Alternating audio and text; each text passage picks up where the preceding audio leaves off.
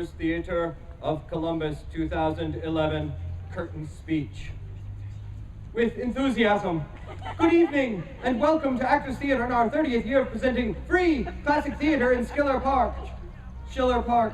Free because of your generous donations and those of our corporate and charitable sponsors. Your donations help us pay for the wonderful costumes and sets that appear on the stage, as well as the professional actors and technicians that make theater happen. Your donations also help open the park restrooms in the recreation center. Those restrooms will close immediately after intermission. During intermission, actors and ushers will be circulating through the audience to collect your donations. A suggested donation of $5 to $10 per person would be greatly appreciated, but of course we value all your donations at whatever level you are comfortable with. If you wish to make a paperless, secure donation by credit card, see our house manager at intermission. Your donation of $20 or more is tax deductible. If you have any questions about Actors Theater, please stop by our hospitality cart located to your left. Your programs are good for the entire season, but if you would like to recycle them, place them on the stage or the tech table at the end of the performance. Be sure to come back for our other production this season. A Midsummer Night's Dream! No, the Greek play. A Midsummer Night's Dream! No, the Oedipus Rex! I remind everyone to turn off your cell phones and other electronic devices at this time and to refrain from the use of flash photography during my performance. Our performance. It is our performance. But it would be so nice if there were more of us. I wish there were more people to perform with us. Jan and Ann! Miller, Jan and Ann! Jan and Ann? Where are you? Please stand up, Jan and Ann! Jan, Ann. Ready, Alma. Stand back up, stand back up. Applaud them. They have no idea what's going to happen. Also, please check out our website, Facebook, and Twitter pages. You can be our friend. We'd like you to be our friend. Now please sit back, relax, and help us celebrate 30 years in Central Ohio as we present. A Midsummer Night's Dream!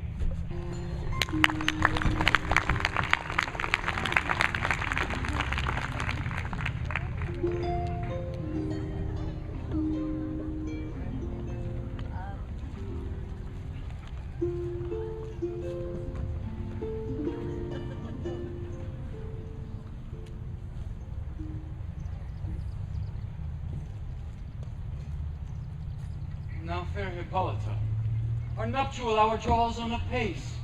4 happy days brings in another moon, but oh, how methinks this old moon wanes, like to a stepdame or a dowager, long withering out a young man's revenue.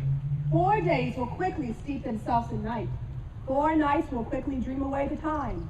And then the moon, like to a silver bow new bent in heaven, shall behold the night of our solemnities. Go, Philostrate! Stir up the Athenian youth to merriment. Awake the pert and nimble spirit of mirth. Turn melancholy forth to funerals. That pale companion is not for our pomp. Hippolyta, I wooed thee with my sword, doing thee injury. But I will wed thee in another key. With pomp, with triumph, with reveille. Happy be Theseus, our renowned duke. Thanks, good Egeus. What news with thee? Full of vexation come I, with complaint against my child, my daughter Hermia. Stand forth, Demetrius. My noble lord, this man hath my consent to marry her. Stand forth, Lysander. And, my gracious duke, this man hath bewitched the bosom of my child. Thou, Lysander, thou hast given her rhymes and interchanged love tokens with my child. Thou hast by moonlight at her window sung, with feigning voice, the voices of feigning love, and stolen the impression of her fantasy. Cunning, thou hast filched my daughter's heart, and turned her obedience, which is due to me, to stubborn harshness. Be it so, my gracious duke, she will not consent here before your grace to marry with Demetrius. I beg the ancient privilege of Athens, as she is mine, so I may dispose of her, which shall be either to this gentleman or to her death, according to our law immediately provided in that case. What say you, Hermia? Be advised, fair maid. To you, your father should be as a god, one who composed your beauties, yea, and one to whom you are but as form in wax, by him imprinted, and within his power to lead the figure or to disfigure it. Demetrius is a worthy gentleman. So is Lysander. In himself he is. But in this kind, wanting your father's voice, the other should be held the worthier. I would my father looked but with my eyes. Rather, your eyes must with his judgment look. I do entreat your grace to pardon me. I know not but what power I am made bold, nor how it may concern my modesty in such a presence here to plead my thoughts. But I beseech your grace that I may know the worst that may befall me in this case if I refuse to wed Demetrius. Either to die the death, or to abjure forever the society of men. Therefore, fair Hermia, think of your youth, know of your blood, examine well your youth, whether if you yield not to your father's choice, you can endure the livery of a nun. For I to be in a shady cloister, you to be a barren sister all your life, chanting faint hymns to the cold, fruitless moon. Thrice blessed are they that master so their blood, but earthlier happy is the rose, distilled than that which withering on the virgin thorn grows, lives, and dies in single blessedness. Some like grow, some live, so die, my lord. Ere I will my virgin paint up into his lordship, whose unwished yoke my soul consents not to give sovereignty. Take time to pause. For by the next new moon either prepare to die for disobedience to your father's will, or else to wed Demetrius as he would, or to on Diana's altar protest for austerity and single life. Relent, sweet Hermia. Lysander, yield thy praised title to my certain right. You have her father's love, Demetrius. Let me have Hermia's. You marry him.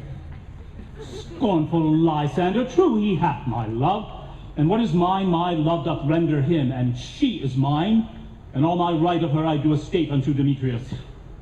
I am, my lord, as well derived as he is, well possessed. My love is more than his, my fortunes every way as fairly ranked, if not with vantage as Demetrius is.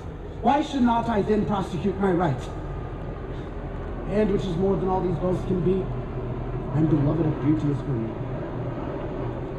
And Demetrius, I'll about it to his head, made love to Nader's daughter Helena, and won her soul, and she, sweet lady, dotes, devoutly dotes in idolatry upon this spotted and inconstant man! And I must confess, I have heard so much, and with Demetrius have I thought to spoke thereof.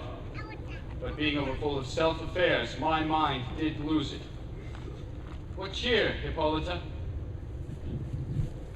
But come, Demetrius and Egeus, come with me. I have some private schooling for you both.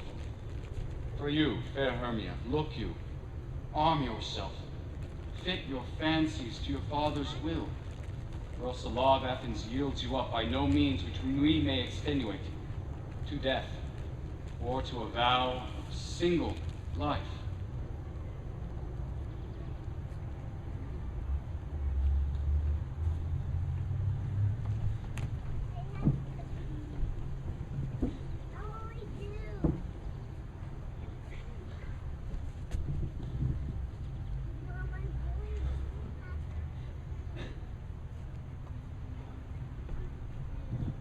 How now, my love?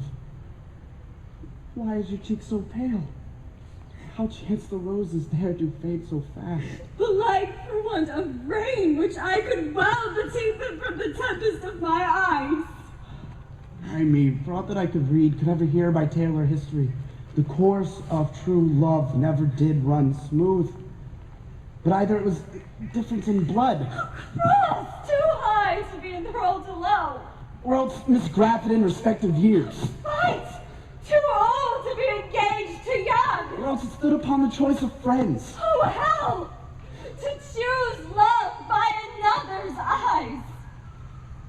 Hear me, Hermia. I have a widow aunt, a dowager of great revenue, and she hath no child. From Athens is her house remote 7 leagues, and she respects me as her only son. And to that place the sharp Athenian law cannot pursue us. If thou lovest me, then steal forth thy father's house tomorrow night. And in the wood, a league without the town, where I did meet thee once with Helena, to do observance to a morn of May, there will I stay for thee. My good Lysander, I swear to thee, by Cupid's strongest foe, by his best arrow with the golden head, by the simplicity of Venus' doves, by that which knitteth souls and prospers loves, and by that fire which burned the Carthage queen with a false Troyan under sail was seen, by all the vows that ever men have broke, in number more than ever women spoke. In that same place thou hast appointed me, tomorrow truly will I meet with thee. Keep promise, love. Look, here comes Helena. Good spirit for Helena! Whither away? Call you me fair? That fair again unsay, Demetrius loves your fair. Oh, happy fair. Your eyes are lodestars, and your tongue's sweet air more tunable than lark to shepherd's ear, when wheat is green, when hawthorn buds appear. Sickness is catching, over favor so, yours would I catch fair Hermia ere I go. My ear should catch your voice, my eye your eye, my tongue should catch her tongue's sweet melody. Were the world mine, Demetrius being baited, the rest I give to be to you translated. Oh, teach me how you look, and with what art you sway the motion of Demetrius's heart. I frown upon him, yet he loves me still. Oh, that your frowns would teach my smiles such skill. I give him curses, yet he gives me love. Oh, that my prayers could such affection move. The more I hate, the more he follows me. The more I love, the more he hated me. His folly, Helena, is no fault of mine. None but your beauty. Would that fault were mine. Take comfort. He no more shall see my face. Lysander myself will fly this place. Until the time I did, Lysander see seemed Athens as a paradise to me. Oh, then what graces in my love do dwell, that he hath turned a heaven unto a hell. Helena, to you our minds we will unfold. Tomorrow night, when Phoebe doth behold her silver visage in the watery glass, decking with liquid pearl the bladed grass, a time that lover's flight doth still conceal, through Athens' gates have we devised to steal. And in the woods where often you and I upon faint primrose beds were wont to lie, emptying our bosoms of our counsel sweet, there my Lysander myself shall meet, and thence from Athens turn away our eyes to seek new friends and stranger companies. Farewell, sweet playfellow. Pray thou for us, and good luck grant thee thy Demetrius. Helen, adieu. As you on him, Demetrius dote on you.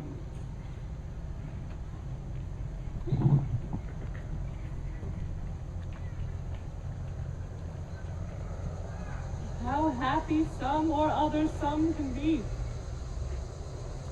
Through Athens, I am thought as fair as she. But what of that? Demetrius thinks not so. He will not know what all that he do know. And as he errs, doting on Hermia's eyes, so I, admiring his qualities, things base and vile, holding no quantity, love can transpose to form and dignity. Love looks up with the eyes, with the mind, and therefore is winged Cupid painted blind. Nor hath love's mind of any judgment, taste, wings, and no eyes figure unheeding haste. Therefore is love said to be a child, because in choice he is so oft beguiled, as waggish boys in game themselves forswear, so the boy love is perjured everywhere. For ere Demetrius looked on Hermia's eye, he hailed down oaths that he was only mine. And when this hail some heat from Hermia felt, so he dissolved. And the showers of oaths did melt.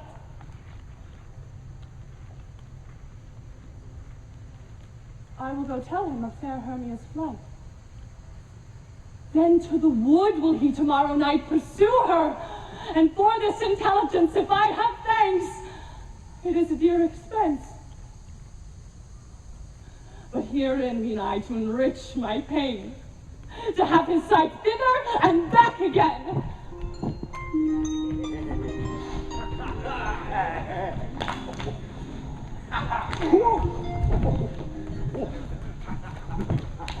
Is all our company here? You are best to call them generally, man by man, according to the script. Here is the scroll of every man's name, which is thought fit through all Athens to play in our interlude before the Duke and the Duchess on his wedding day at night. Yeah! First, good Peter Quince, say what the play treats on. Then read the names of the actors and so grow to a point. Mary, our play is the most lamentable comedy and most cruel death of Pyramus and Thisbe. Oh, a very good piece of work, I assure you. And a merry. Now, good Peter Quince, call forth your actors by the scroll. Masters, spread yourselves. Answer as I call you. Nick Bottom, the Weaver. Ready! Name what part I am for and proceed. You, Nick Bottom, are set down for Pyramus. Hey, what is Pyramus? A lover or a tyrant? He is a lover who kills himself, most gallant for love. That will ask some tears in the true performing of it. If I do it, let the audience look to their eyes. I will move storms. I will condole in some measure. To the rest. Yet my chief humor is for a tyrant. I could play Heracles rarely, or a part to tear a cat in to make all split. The raging rocks and shivering shocks shall break the locks of prison gates. And Phoebus' car shall shine from far and make and mar the foolish fates. This was lofty. Now name the rest of the players. This is Heracles' vein, a tyrant's vein. A lover is more condoling. Francis Flute, the bellows mender. Here, Peter Quince. Flute, you must take Thisbe on you. What is Thisbe? A wandering knight? It is the lady that Pyramus must love. I do not play a woman. I have a beard coming. That's all one. You shall play it in a mask. You may speak as small as you will. And I may hide my face, let me play Thisbe too. I'll speak in a monstrous little voice. Thisbe, Thisbe. Oh, Pyramus, lover dear. Fly, Thisbe dear, and lady dear. No! No! You must play Pyramus and Flute. You, Thisbe. Well, proceed. Robin Starveling, the tailor. Here, Peter Quince. Robin Starveling, you must play Thisbe's mother. Tom Snout, the tinker. Here, Peter Quince. You, Pyramus' father. Woo! Myself, Thisbe's father. Snug the joiner. You, the lion's part. And I hope here's a play fitted. Have you the lion's part written? I pray if it be given me, for I'm slow of study. You may do it extempore, for it is nothing but roaring. Let me play the lion too. I will roar that I will do any man's heart good to hear me. I will roar that I will make the Duke say, let him roar again. Rah! Let him roar again. Rah! And you should do it too terribly. You would fright the Duchess and the ladies, that they would shriek. And that were enough to hang us all. That would hang us very another I son. grant you, friends, if that you should fright the ladies out of their wits, they would have no more discretion but to hang us. But I will aggravate my voice that I will roar you as gently as any sucking dove. I will roar you as for any nightingale. You can play no part but Pyramus. Pyramus is a sweet-faced man, a proper man, as one shall see in a summer's day. A most lovely, gentlemanlike man. Therefore, you must needs play Pyramus. Well, I will undertake. But masters, here are your parts, and I am to entreat you, request you, and desire you to come them by tomorrow night. Meet me in the palace wood without the town by moonlight. There we shall rehearse. For if we meet in the city, we shall be dogged with company and our devices known. In the meantime, I will draw a bill of property such as our play wants. I pray you, fail me not. We will meet, and there we may rehearse most obscenely and courageously. Take pains. Be perfect. Adieu. At the Duke's Oak. We meet!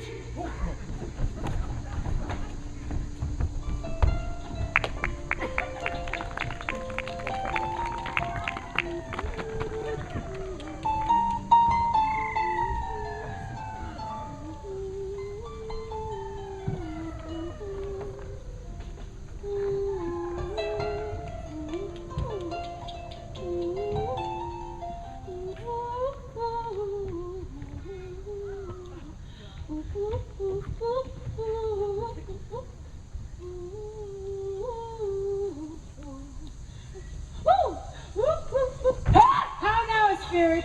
Whither wander you?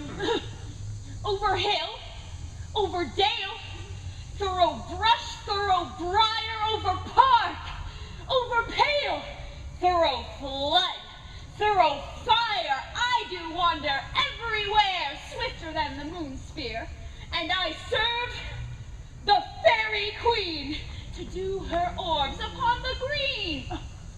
The cowslips tall her pensioners be, in their gold coats spots you see, those be rubies.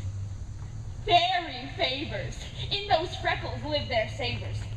I must go seek some dewdrops here, and hang a pearl in every cowslip's ear.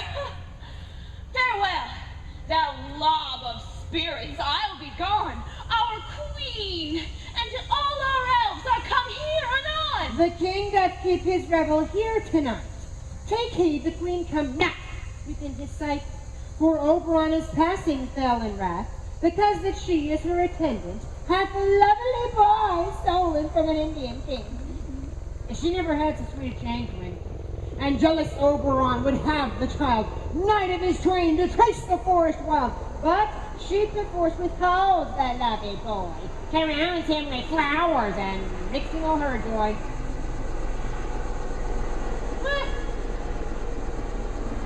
Either I mistake your shape and making quite, or else you are that shrewd and knavish sprite called Robin Goodfellow. Are you not he that frights the maidens of the villagery? Skim milk and sometimes labor in the quern, and bootless make the breadless housewife churn, and sometimes make the drink to bear no balm. Mislead night wanderers, laughing at their harm. Those that hobgoblin call you, and sweet puff. You do their work, and they shall have good luck. Are you not he? Thou speakest aright. I am that merry wanderer of the night. I jest to Overon and make him smile, when I a fat and green-fed horse beguile, nearing in likeness of a filly foal. And sometimes lurk I in a gossip's bowl, in very likeness of a roasted crab. And when she drinks, against her lips I bob, on her wither dewlap pour the ale. The wise the sound, telling the saddest tale. Sometimes for 3 footstool mistaketh me, then slip I from her bum down top was she. But room fairy, here comes Overon. And here my mistress would that he were God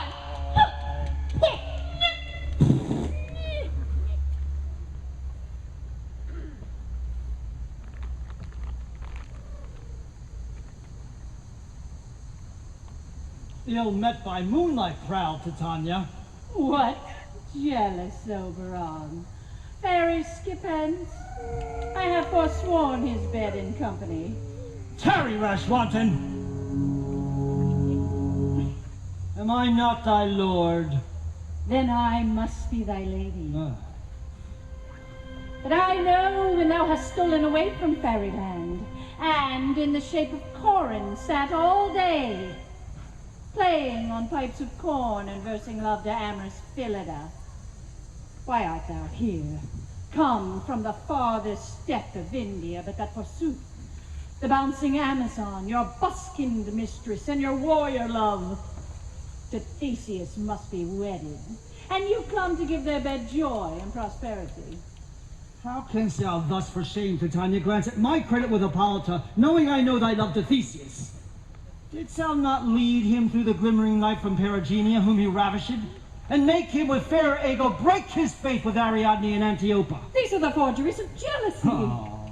And never since the midsummer spring met we on hill, in dale, forest, or mead, by paved fountain or by rushy brook, or in the beached margent of the sea, to dance our ringlets to the whistling wind.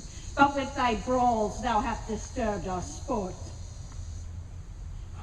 Therefore the winds, piping to us in vain, as in revenge, have sucked up from the sea contagious fogs, which, falling in the land of every pelting river, made so proud that they have overborne their continents.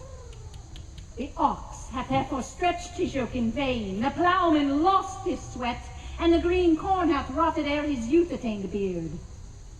The fold stands empty in the drowned field, and crows are fatted with the Myrrhian flock. The 9 men's morris is filled up with mud, and the quaint mazes in the wanton green for lack of tread are undistinguishable. Therefore the moon, the governess of floods, pale in her anger, washes all the air that rheumatic diseases do abound. And this same progeny of evils comes from our debate, from our dissension. We are their parents and original. Do you amend it then? It lies in you.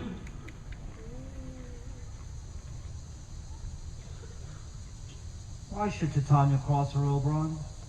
I do but beg a little changing boy to be my henchman. Set your heart at rest. The fairyland buys not the child of me. His mother was a votress of my order, and in the spiced Indian air by night, full often hath she gossiped by my side, and sat with me on Neptune's yellow sands, marking the embarked traders on the flood. When we have laughed to see the sails conceive and grow big-bellied with the wanton wind, which she with pretty and with swimming gait following her womb, and rich with my young squire would imitate, and sail upon the land to fetch me trifles, and return again as from a voyage, rich with merchandise. But she being mortal of that boy did die. And for her sake do I rear up her boy, and for her sake I will not part with him.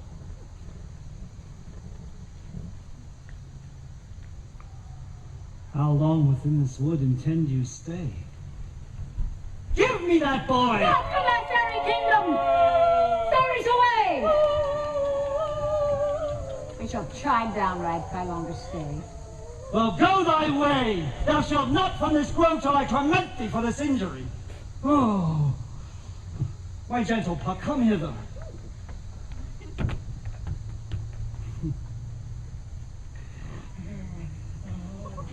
Thou rememberest, since once I sat upon a promontory, and heard a mermaid on a dolphin's back, uttering such dulcet and harmonious breath, that the rude sea grew civil at her song, and certain stars shot madly from their spheres to hear the sea maid's music.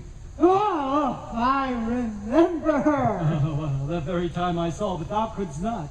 Flying between the cold moon and the earth, Cupid all armed, a certain Amy took at a fair vestal thrown by the west. He loosed his love shaft smartly from his bow, as it should pierce 100,000 hearts.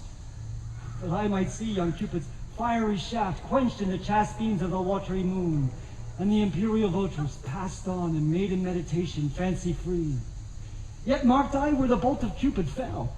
It fell upon a little western flower, before milk white, now purple with love's wound, and maidens call it love and idleness. Fetch me this flower, the herb I shewed thee once. The juice of it on sleeping eyelids laid will make or man or woman madly dote on the next live creature it sees. Fetch me this herb, and be thou here again ere the Leviathan can swim a league. I'll put a girdle around about the earth in 40 minutes. Having once this juice, I'll watch Titania when she is asleep and drop the liquor of it in her eyes. The next thing then she waking looks upon, be it on lion, bear, or wolf, or bull, or meddling monkey, or busy ape, she shall pursue it with the soul of love.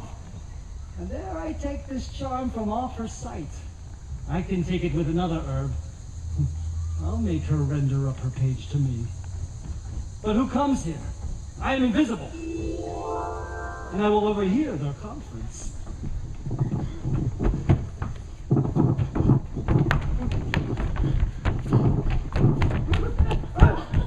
I love thee not, therefore pursue me not. Where is Lysander and fair Hermia? The one I'll slay, the other slayeth me. Thou toldst me they were stolen away into this wood. Hence get thee gone and follow me no more.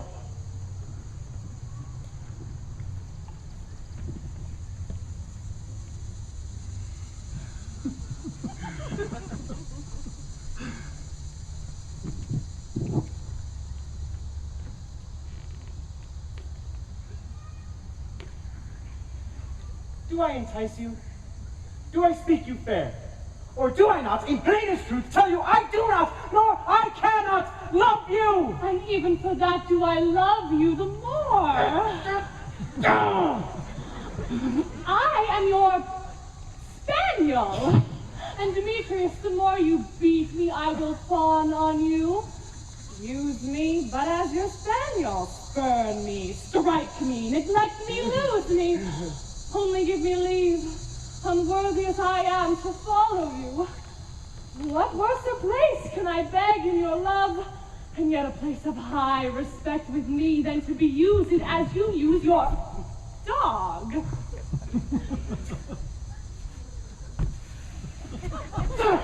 Have not too much the hatred of my spirit, for I am sick when I do look on thee. I am sick when I look not on you.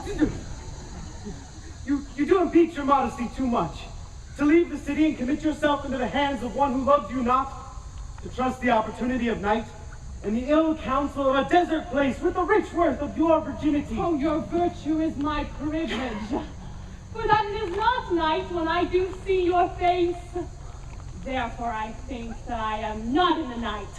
Nor doth this wood lack worlds of company, for you in my respect are all the world. Then how can it be said that I am alone, when all the world is here to look on me? I will not stay that question. Let me go. Or if thou follow me, do not believe, but I shall do thee mischief in the wood. Aye. In the temple, in the town, the field you do me mischief. Fie, Demetrius. Your roasters have a scandal on my sex.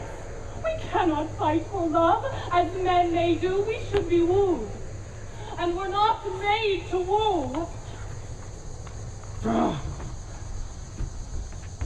I'll follow thee, and make a heaven of hell, to die upon that hand I love so well. Fare thee well, nymph. Ere he do leave this grove, thou shalt fly him, and he shall seek thy love. Welcome, Wander. I saw the flower there. Why, there it is. I pray thee, give it me. I know a bank where the wild thyme blows, where the oxlips and the nodding violets grow, quite over canopied with luscious woodbine, with sweet musk roses and with eglantine. There Titania sleeps sometime of the night, lulled in these flowers with dances and delight. And there the snake throws her enameled skin, weed wide enough to wrap a fairy in. And with this juice, I'll streak her eyes and make her full of hateful fantasies. Here, take thou some of it, and seek through this grove. A sweet Athenian lady is in love with a disdainful youth. Anoint his eyes, but do when the next thing he espies may be the lady. Thou shalt know the man by the Athenian garments he hath on. Affect it with some care, for he may prove more fond on her than she upon her love.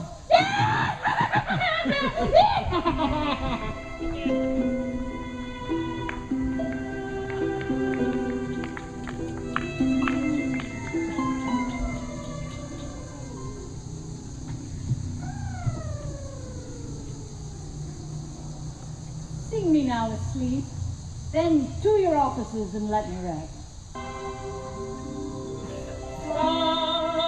Snakes with double tongue, thorny hedgehogs did not see, newt and blind worms do no wrong.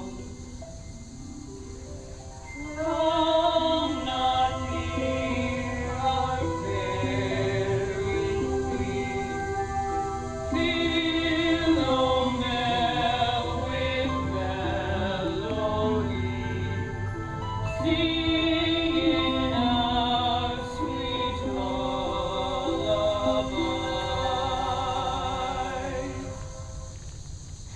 Hence away, now all is well. One aloof, stand sentinel.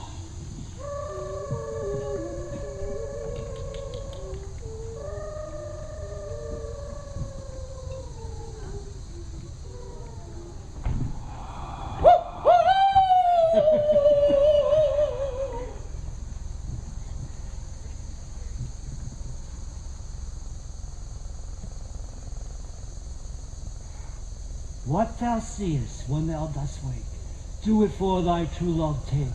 Love and languish for its sake. Be it ounce or cat or bear, pard or boar with bristled hair, in thy eye that shall appear, when thou wakest it is thy dear. Wake when some vile thing is near. Oh, fair love, you faint was wandering in the wood. And to speak troth, I forgot our way. But we're restless, Hermia, if you think it good, and dairy for the comfort of the day. Be it so, Lysander. Find you out of bed, for I upon this bank will rest my head. One turf shall serve as pillow for us both. One heart, one bed, two bosoms, and one troth. Nay, good Lysander, for my sake, my dear, lie further off, do not lie so near. Oh, take the sense sweet of my innocence. Love takes the meaning in love's conference. I mean that my heart unto yours is knit, so that but one heart we can make of it. Two bosoms interchained with an oath, so then two bosoms and a single troth. And by your side no bedroom me deny. For lying so, Hermia, I do not lie. Lysander riddled very prettily. Now much to shew my manners and my pride, if Hermia meant to say Lysander lied. But gentle friend, for love and courtesy lie further off. In human modesty, such separation as may well be said becomes a virtuous bachelor and a maid. So far be distant.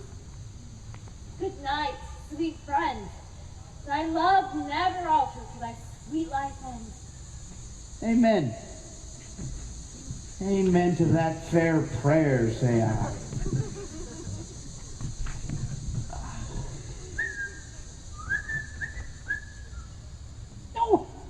Through the forest I have gone, but Athenian found I none, on whose eyes I might approve this flower's course and stirring love.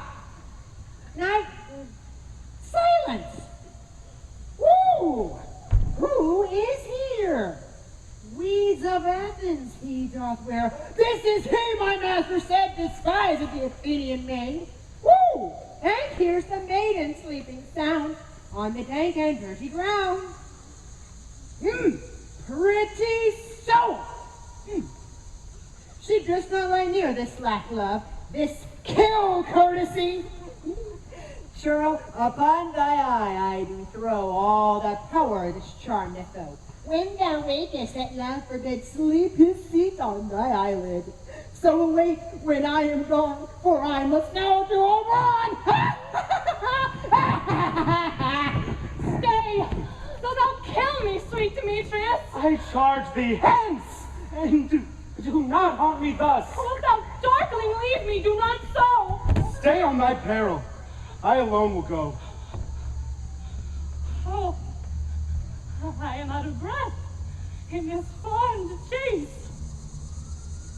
The more my prayer, the lesser is my grace. Happy is Hermia, wheresoever she lies, for she hath blessed and attractive eyes. How came her eyes so bright? Not with salt tears. If so, my eyes are oftener washed than hers. Oh, I am as ugly as a bear. The beasts that meet me do run away for fear. Therefore, no marvel, though Demetrius do as a monster fly my presence thus. What wicked and dissembling glass of mine made me compare with Hermia's fiery eyes? But who is here? Lysander, on the ground, dead, or asleep. I see no blood, no wounds. Lysander, if you live, good sir, awake.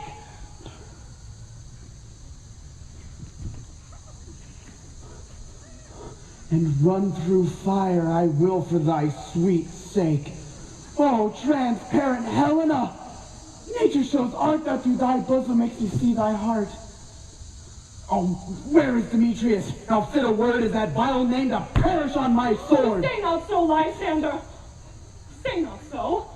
What though he love your Hermia, Lord? What though? Yet Hermia still loves you. Then be content.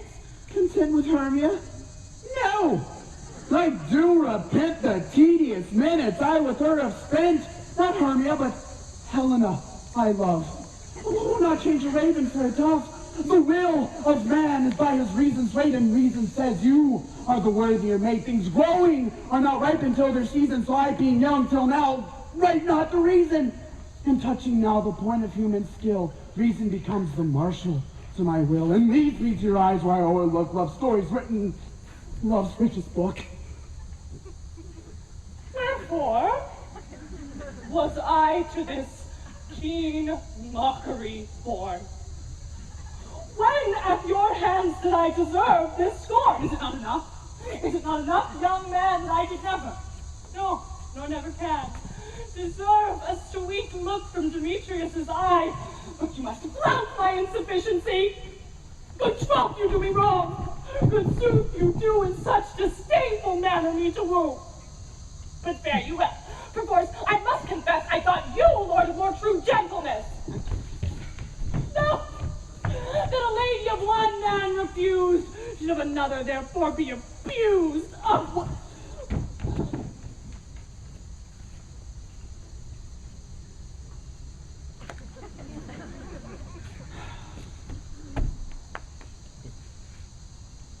She sees not Hermia. Hermia, sleep thou there. Never mayest thou come Lysander near. And all my powers address thy love and might to honor Helen, and to be her knight. I mean for pity! What a dream was here. Lysander, look how I do quake with fear. Methought a serpent eats my heart away, and you sat smiling at his cruel prey. Lysander? What? Removed? Lysander? Lord! What? Out of hearing? Gone? No sound, no word? Alack, where are you? Speak it if you hear! Speak of all loves I swoon, almost with fear! No. But I well perceived you were not nigh.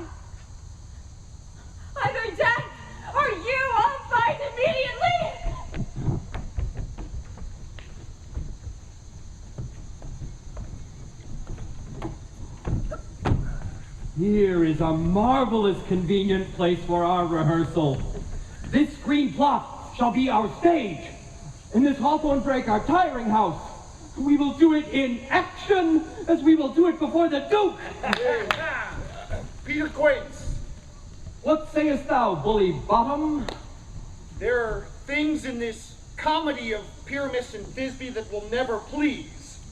First, Pyramus must draw a sword to kill himself, which the ladies cannot abide. How answer you then? Oh, by a lake and a perilous fear. I believe we must leave the killing out when all is done. Not a whit. I have a device to make all well.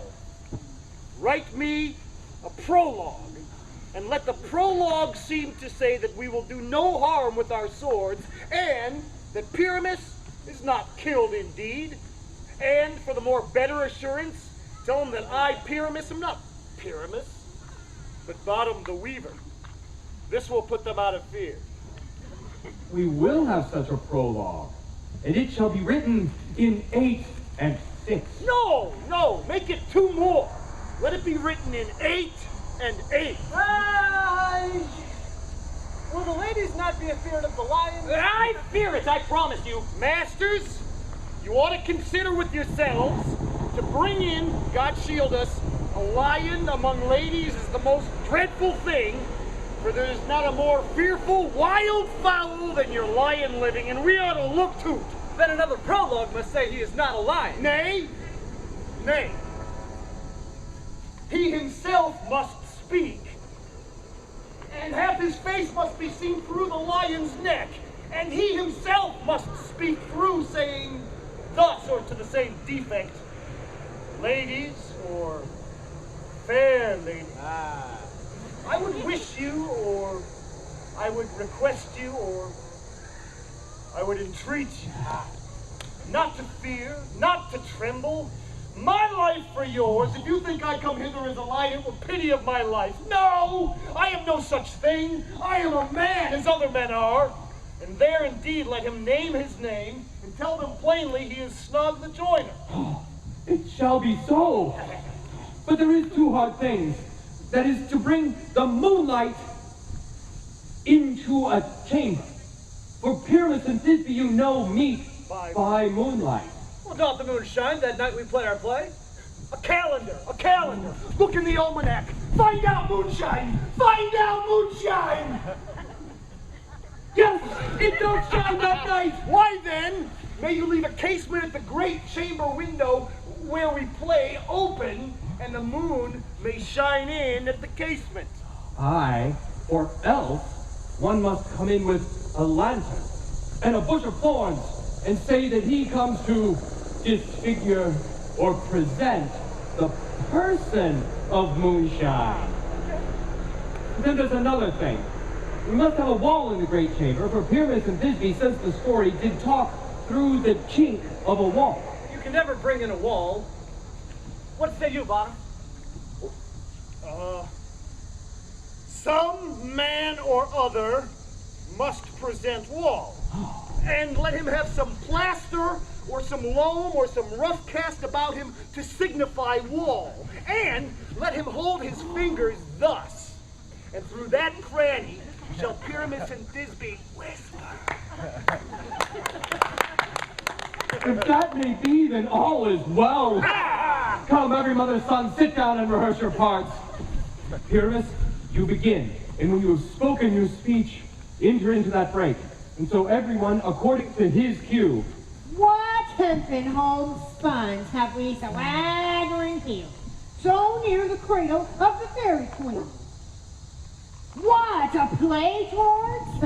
I will be an auditor, an act or 2, perhaps, if I can see go. Speak, Pyramus.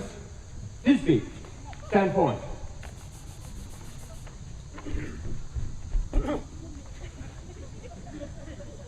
Thisbe, the flowers of odious savors sweet. Odors. Savors sweet. So hath thy breath, my dearest Thisbe dear. But hark, a voice! Stay thou but here a while, and by I will to thee appear. A stranger Pyramus that ever played here. Must I speak now? Aye, Mary, must you? You must understand, he goes but to see a noise that he heard. He is to come again. O most radiant Pyramus!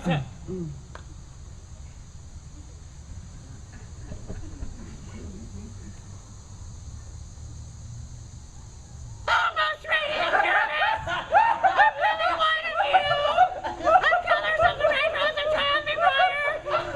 As most frisky criminal! And great most lovely Jew! And true for some evening Pyramus and Needy's too! 9 is 2, man. 9 is 2 men! You must not speak that yet. That you answer to Pyramus.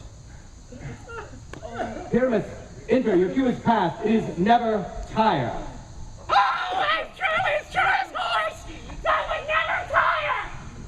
If I were fair, Thisbe, I were only thine. Hee-ho!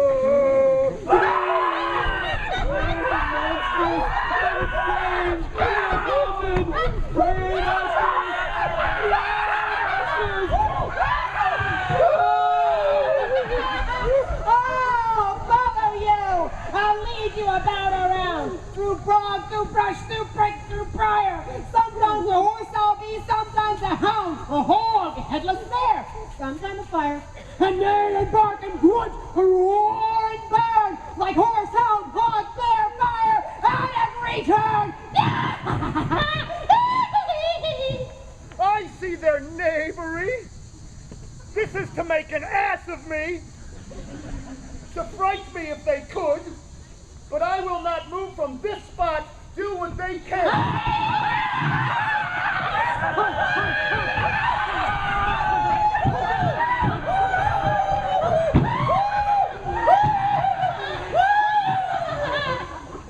I will walk up and down here, and I will sing that they shall hear I am not afraid. The weasel cock so black of hue, with orange tawny bill, the throstle with his nose so true, the wren with little quill. What angel wakes me from my flowery bed? The finch, the sparrow, and the lark, the plain-sung cuckoo gray, whose notes full many a man doth bark, and dares not answer nay. For indeed, who would set his wit to so foolish a bird? Oh, I pray thee, gentle mortal, sing again. Oh, mine ear is much enamored of thy note, so is mine eye enthralled to thy shape. And thy fair virtue's force perforce doth move me on the first view to say, to swear, I love thee. Methinks, mistress, you should have little reason for that. And yet, to say the truth, reason and love keep little company together nowadays. The more the pity that some honest neighbors will not make them friends. Nay, I can gleek upon occasion. Thou art as wise as thou art beautiful. Not so, neither. But if I had enough wit to get out of this wood, I have enough to serve mine own turn. Oh, out of this wood do not desire to go. Thou shalt remain here, whether thou wilt or no.